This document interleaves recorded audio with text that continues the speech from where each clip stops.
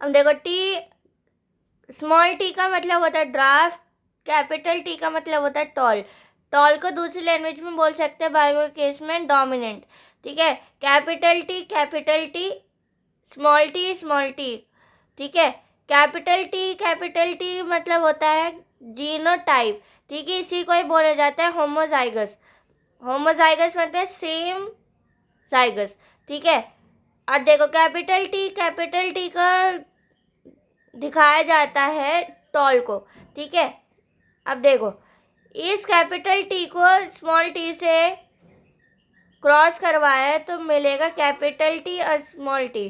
ठीक है, उसी को ही टॉल बोलते हैं।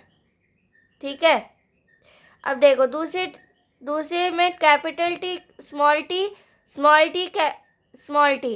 तो स्मॉल टी मतलब होता है रिसेसिव मतलब होता है स्मॉल। ठीक है, दूसरी लैंग्वेज में इसको बोल सकते हैं ड्राफ्ट मतलब होता है स्मॉल। ठीक है, आप इसको ऐसे दिखा सकते हो। देखो 1:1 का मतलब होता है हेक्टोजाइगस। ठीक है, इसी को ही बोला जाता है, इसी को ही बोला जाता है टेस्ट क्रॉस। क्या बोला जाता है? Test cross.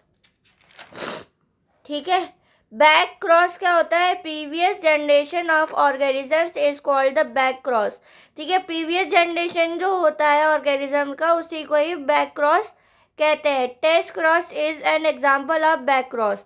ठीक है, रेसिप्रोकल क्रॉस क्या होता है? Two parent are used in the search of the way that one experiment is used to female present and B is used male in present in other experiment A will be used as male present and B as female present.